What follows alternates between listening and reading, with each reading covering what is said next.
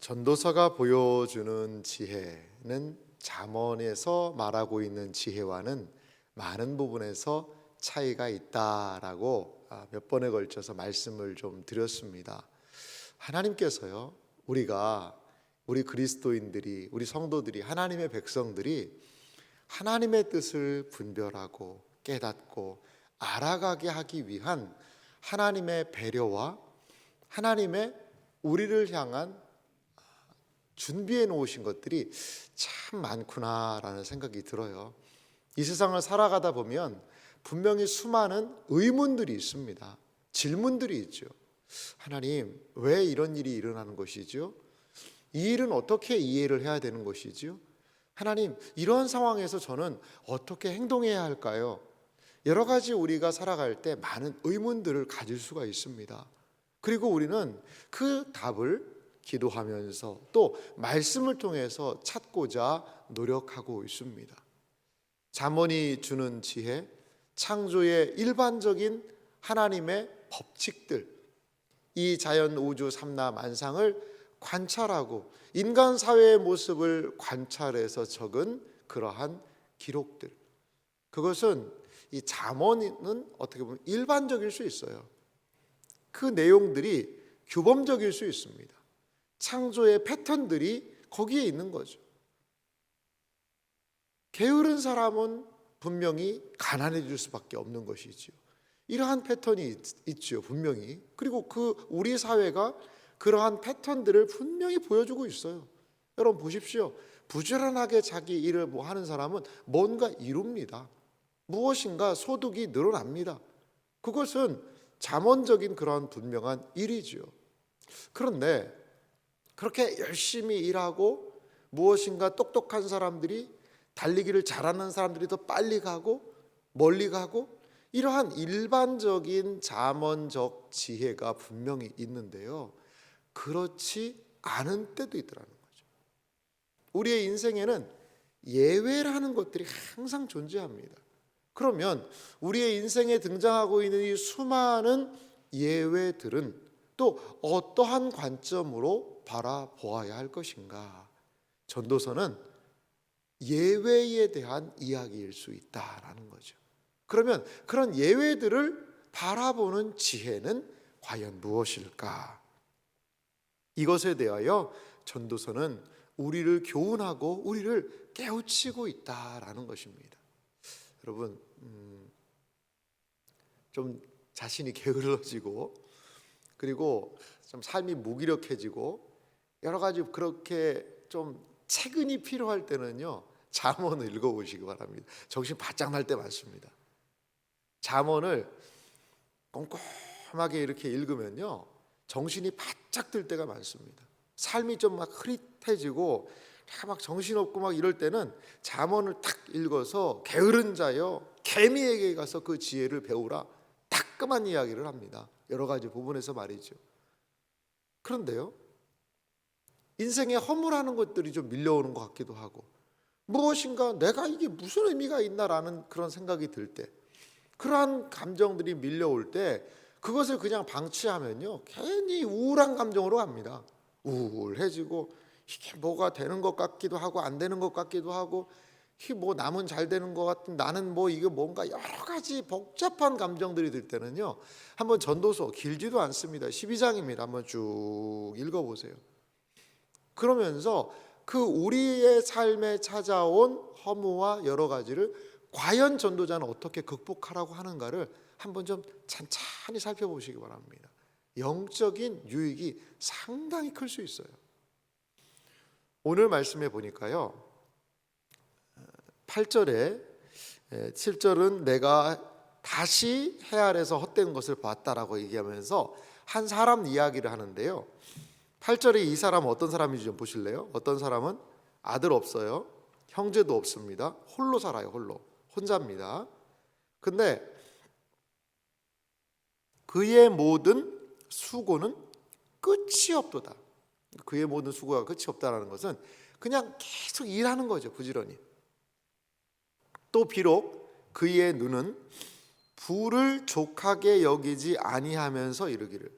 그러니까 어떤 혼자 사실 여러분 일을 하고 하는 것에 가족들이나 그 식솔들, 책임져야 되는 가족들이 있다는 것이 우리를 일의 현장으로 때로 몰기도 하지 않습니까? 근데 이 사람은 혼자예요. 혼자인데도 아주 열심히 일했어요. 혼자 안 쓰고 벌고 하면 얼마나 많이 벌까요? 그런데 8절에 보니까 그의 눈은 부요를 족하게 여기지 않아요. 그러니까 어느 정도 충분한데도 더 필요하다고 계속 돈 버는 겁니다. 일하는 겁니다. 그 사람 하는 말 들어보실래요? 내가 누구를 위하여는 이같이 수고하고 나를 위하여는 행복을 누리지 못하게 하는가. 그러니까 이게 무슨 이야기냐면 지금 내가 누구 쫓아고 일하는 거지? 일을 하다가 무엇이 찾아온 것입니까? 허무가 찾아온 거죠. 고생과 수고해요. 그런데 보람이 아니라 내가 수고하고 일하고 무엇인가를 얻고 하는 것에 대한 보람과 기쁨, 만족을 느끼는 게 아니라 내가 이렇게 죽도록 일해가지고 이게 뭐 누구 쫓아고 하는 일인가? 일할 때요 탄식이 와요. 일에 허무감이 밀려오는 것이죠. 전도서는요 이 사람이 홀로 있다라는 것을 지금 강조하고 있다라는 거죠. 홀로. 여러분, 내가 기쁠 때, 내가 참 좋은 일이 있을 때 누군가와 그 기쁨을 나눌 수 있다는 것. 그래서 함께 너무 잘 됐다라고 기뻐할 수 있다는 것. 이거 복입니다. 아무리 혼자 무엇인가를 많이 업적을 이루었어도 혼자라면 외로울 수밖에 없다라는 거죠. 여러분, 어떤 때는 그냥 내가 뭐 이렇게 복잡한 게 많고 그냥 혼자 살았으면 좋겠다. 나는 자연인이다. 요즘에 많은 사람들이 자연인을 꿈꾼다는 이야기 많이 들었습니다. 이 TV 채널 보다가 마지막 종착지는 나는 자연인이다. 그거 이렇게 앉아서 남성들이 많이 본다고 그래요. 그래서 어떤 분이 그런 것을 분석한 이야기를 제가 들어봤는데 나는 자연인이다 많이 보고 있으면 그게 좀 힘든 거다 이렇게 얘기하더라고요. 힘든 거다. 그만큼 지금 이 마음적으로 여러 가지로 힘든 거다. 그러니까 자연인 보면서 혼자 자유롭게 무엇인가 얽매이지 않고 구속받지 않고 혼자 거하는 것, 그것에 대한 동경이 지금 내 현실이 힘들고 어려움에 대한 반향이다. 뭐 이렇게도 이야기를 하시더라고요. 그래요. 나는 자연인이다가 우리에게 이상과 동경으로 제시가 되기도 하더라도요. 여러분, 혼자 있는 것은 더 어렵고 더 힘든 것 같아요. 더 어렵고 더 힘든 것 같아요. 그 산속에서 뭐 장아찌 담고 뭐 해가지고 혼자 그렇게 맛있게 잘 먹으면 그게 뭐가 좋을까요? 어떤 측면에서 뭔가 같이 먹어야죠. 산에서 뭐 좋은 걸 캤어요. 와, 이거 좋은 거다. 혼자 그거 그거 가지고 뭐 하겠어요? 혼자 그 산에서 그거 먹고 오래오래 살아가지고 뭐 어떻게 하겠다는 겁니까? 뭔가를 내가 귀하고 좋은 걸 얻었으면 함께 나눌 사람이 있다는 것, 함께 즐겁게 모여서 함께 이야기 나누면서 교제 나누면서 살 수 있다는 것, 그거 얼마나 큰 은혜인지 몰라요. 어떤 분이 직접 제가 그분의 이야기를 들었는데 뭐 박정희 대통령 때 한때 잘 나가던 분이더라고요. 이분이 잘 나가던 분인데 하도 사람들이 많이 오고 뭐 만나고 하니까 신앙인이긴 하셨더라고요.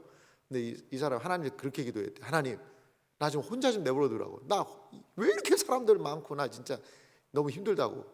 나 복잡하고 나 이런 거 싫다고. 그렇게 기도를 했대요. 근데 이분이 군 관계에서 여러 가지 정계로 좀 있던 분인데 뭐가 잘못돼 가지고요. 감옥에 들어갔다는 거예요. 감옥에. 엄청 회개했다고 하더라고요. 감옥에서 들어가 있는데 너무 외롭고 힘들고 아이고 내가 기도를 잘못했구나. 그분이 그런 얘기 하시더라고요. 함께 한다는 것이 얼마나 복된 일인지를 전도서 기자는 9절부터 이렇게 얘기해요. 두 사람이 한 사람보다 나음은 그들이 수고함으로 좋은 상을 얻을 것임이라. 10절도 보면 혹시 그들이 넘어지면 하나가 그 동물을 붙들어 일으키려니와 홀로 있어 넘어지고 붙들어 일으킬 자가 없는 자에게는 화가 있으리라. 두 사람이면요 서로 일으킬 수 있다는 거죠. 붙들어 줄 수 있다는 거죠. 함께 한다는 것, 믿음의 가족들과 믿음의 백성들과 주의 믿음의 사람들과 함께 할 수 있다는 것, 얼마나 큰 은혜인지 몰라요. 때로 잘 말도 안 되는 이야기를 하실 때도 있어요. 내가 지금 이런 이야기를 왜 듣고 있지? 그러한 상황이 펼쳐질 때도 있습니다. 하지만 그러한 이야기를 서로 듣고 서로 돌아보아 사랑과 선행을 격려하며 그날이 가까움을 볼수록 더욱 그리하자. 하나님의 말씀은 우리에게 이렇게 얘기하고 있어요. 믿음의 동역자들, 믿음의 사람들을 통하여 서로 의지하고 함께 할 수 있다는 것, 이것이 얼마나 큰 복인지 모르겠어요. 그러면서 12절은 말하죠. 한 사람이면 패하겠거니와 두 사람이면 맞설 수 있나니 세 겹줄은 쉽게 끊어지지 아니하느니라.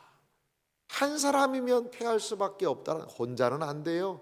혼자 있는 건 너무 좋아하지 마시기 바랍니다. 함께 있고 함께 은혜를 나누고 함께 합력하여 선을 이루고 함께 할 때에 맞설 수 있는 것이, 맞설 수. 세 겹줄은 쉽게 끊어지지 아니하느니라. 나는 나 혼자도 잘할 수 있다. 아니요, 그렇지 않아요. 그렇지 않아요. 하나님께서 아담 혼자 너 어떻게 잘 해봐라 이렇게 하나님 두지 않으셨잖아요. 아담이 홀로 있는 것이 하나님 보시기에 좋지 않았다라는 거죠. 그래서 독처하는 것이 좋지 않아서 하와를 보내서 아름다운 연합, 혼자가 아니라 함께를 만들어주지 않으셨어요. 사랑하는 이 새벽에 있는 여러분, 사람이 귀합니다. 우리 주변에 있는 분들, 사람들을 귀히 여기는 우리의 삶이 됐으면 좋겠어요. 함께 있는 가족들 귀하죠. 자녀들 귀하죠. 부모님 귀하죠.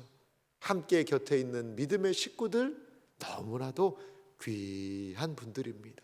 하나님께서 우리에게 붙여주신 그 믿음의 사람들과 함께 하나님이 원하시고 기뻐하시는 그런 복된 은혜의 공동체를 이루는 우리가 되기를 간절히 소망합니다.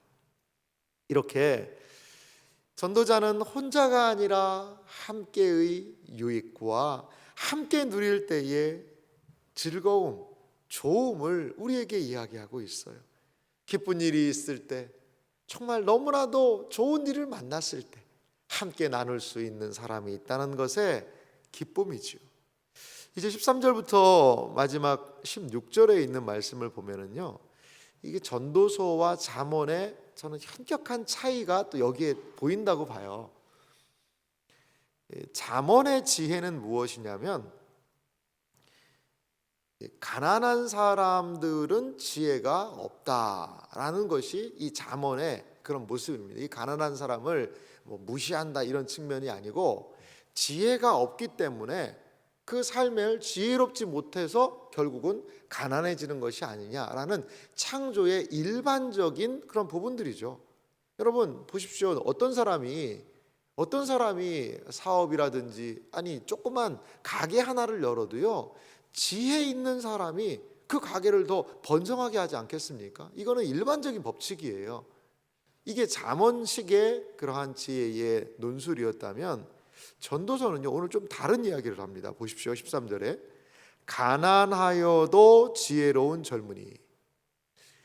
이 젊은이라는 건 표현이 있는데 우리는 청년이 참 긍정적이고 좋은 이미지입니다만, 이 구약 잠언에 보면 젊은이들은 항상 미숙함이 있어요.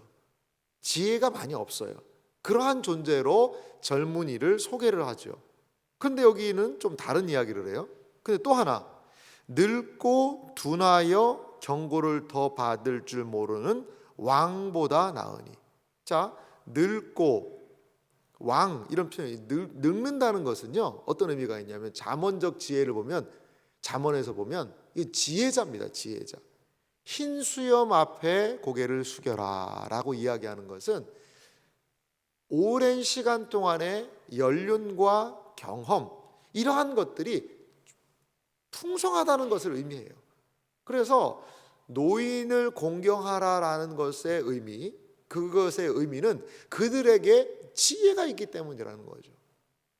사실 우리 시대는 조금 다른 부분이 있습니다. 이제 과거는 이 노인들, 연세가 있으신 분들이 모든 것들을 다 거의 아는 그 삶의 지혜들이 있죠. 그러니까 왜냐하면 농사라는 일을 생각해 보면 예전에 보면 이 어른들은 경험이 많아요. 이러한 일이 있을 때는 어떻게 해야 되지? 야, 그거는 이렇게 해서 이렇게 해라. 그분들은 오랫동안 농사를 하고 그러한 삶의 지혜가 축적되어 있기 때문에 그분들한테 물어보면 많은 것들을 이야기할 수 있는 거죠. 때로 우리 사회도 원로에게 듣는다라는 그런 이야기를 하기도 합니다. 이것이 바로 잠언적인 전통이에요. 그런데 오늘 전도서는요, 늙고 둔하여 경고를 더 받을 줄 모르는 왕보다 젊은이, 지혜 없는 젊은이가 낫다라는 그런 이야기를 하고 있거든요.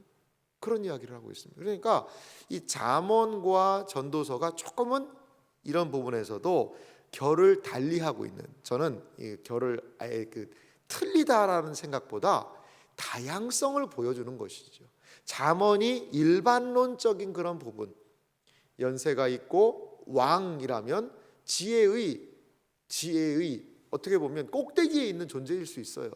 그런데 나이가 많아도 경험이 많아도 풍부하도 그리고 왕까지 되었는데도 그렇지 못한 사람들이 있을 수가 있다라고 전도서는 이야기하는 거죠.